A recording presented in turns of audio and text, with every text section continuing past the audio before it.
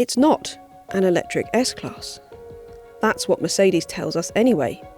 This, after all, is the Mercedes-Benz EQS, the company's halo car in its electric range, and it comes complete with a quite remarkable official WLTP range of up to 453 miles from a whopping 107.8 kilowatt-hour battery. Now, let's face it, everyone outside of a Mercedes boardroom is going to look at the EQS and go, it's an electric S-Class. And I include myself in that as well. After all, it is a large luxury limo-style car, about 5 metres long. It's an electric S-Class, isn't it? Or a take on that. What is potentially the most significant thing about the EQS is that this is Mercedes' first car to get a bespoke battery electric platform. And that's exciting not only because in the limo class, Mercedes also tends to launch all its kind of high-tech stuff. It's where it showcases all of its best things. And so the EQS does promise to be something of a showcase for the technology and for Mercedes' electric powertrains. Anyway, before we get a closer look at the EQS, the technology in it, and have a go on the road, don't forget to like the video, subscribe to the Car Gurus UK YouTube channel, and turn on your video notifications so that you don't miss any of our videos. The EQS does look rather different to the S-Class, with a more aerodynamically led coupe-like profile and complete with LED light bars at the front and rear. It's available in the EQS 450 Plus that we have here, which gets 329 brake horsepower from a single rear-mounted electric motor and starts at around about £100,000, but goes up to nearly £114,000 for this top-spec exclusive luxury trim that we have here. The AMG EQS 53 joins the range later in 2022, and will bring four-wheel drive and 657 brake horsepower, but WLTP range drops to a maximum of 358 miles.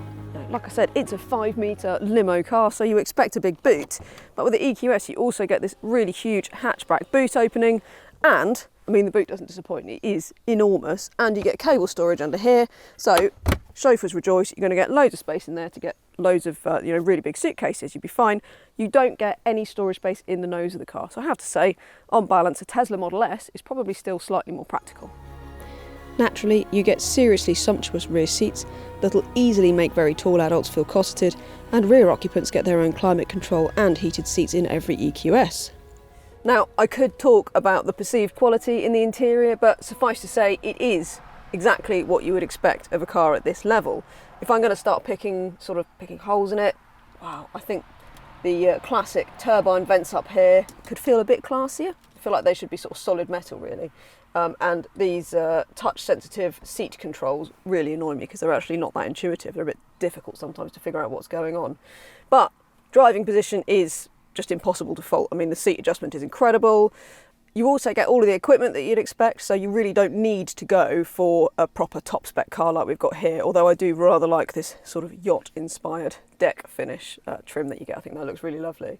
But even the cheapest EQS, you still get your glass roof, your ambient lighting, your LED lights, your leather upholstery. It's still a really luxury-feeling car.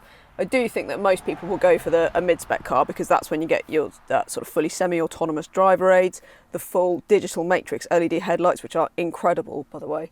So there's lots of stuff on that trim that I think people will go for. And of course, the main event is the touchscreen system in the EQS. The variable digital driver's dials are standard across the range, as is a 12.3-inch central touchscreen with nav, wireless CarPlay and Android Auto. But here we've got the £8,000 Hyperscreen package, which brings a much bigger central screen and a third screen for the passenger to use. The Hyperscreen pack also brings fingerprint recognition, so just like when you open your phone, touch the fingerprint recognition in the car, says "Welcome to the car," and brings all your seat position in, all of your settings. It's clever stuff. Once you've got over that initial overwhelming sense of there just being a bit too much digital screen, it's actually really quite easy to use. It's easier to use than the older Mercedes systems because you basically just go to the home menu and you've got all of your menus. Straightforward. If you stepped up the trim levels enough, then you also get augmented nav and head-up display, which is really, really good. I'm even going to say, I mean, I really dislike touch-sensitive buttons on steering wheels. I just don't think it makes any sense. But the Mercedes is the only example I've found where I haven't been turning stuff on by accident all the time, and I find it quite intuitive. The volume control, even the voice control seems to work well, which is a novelty. Normally they seem to be sort of, 2 out of 3 times they don't do anything that you ask them to do. So there you have it. The Mercedes EQS and its optional Hyperscreen.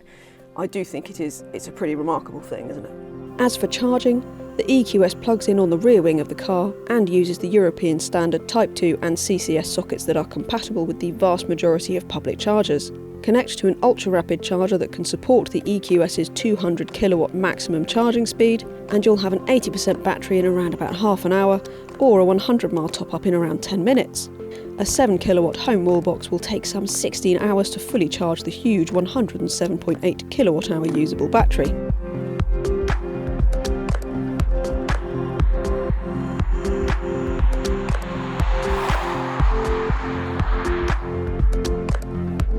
So, what is the EQS 450 Plus like to drive?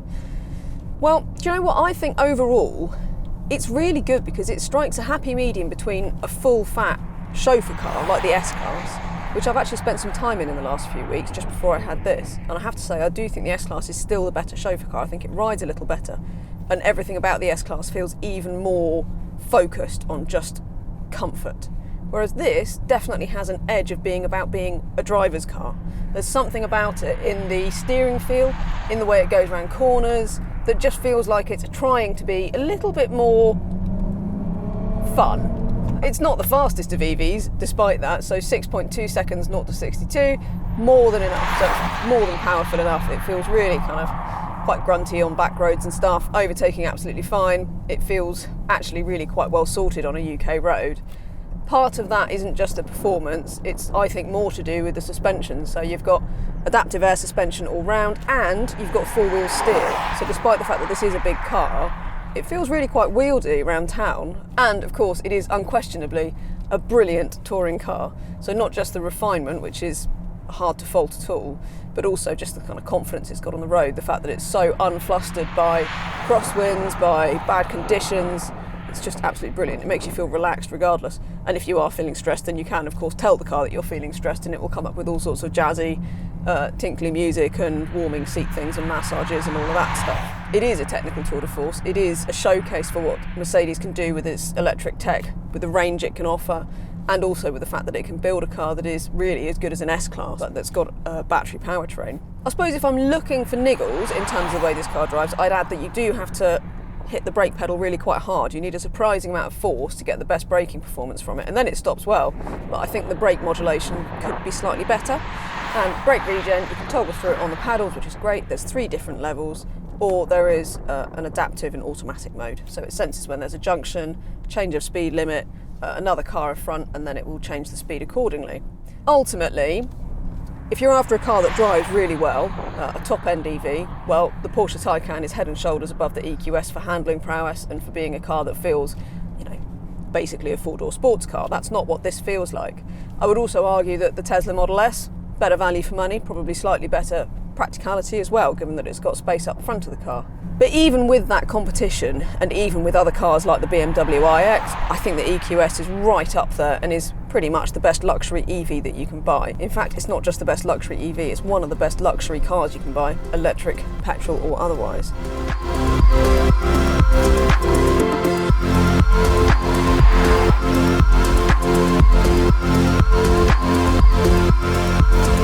Don't forget to head to cargurus.co.uk for thousands of brilliant used cars. We'll even tell you if it's a good deal or a bad one. Don't forget to like the video and subscribe to the Car Gurus UK YouTube channel, and turn on your notifications so that you don't miss any of our videos.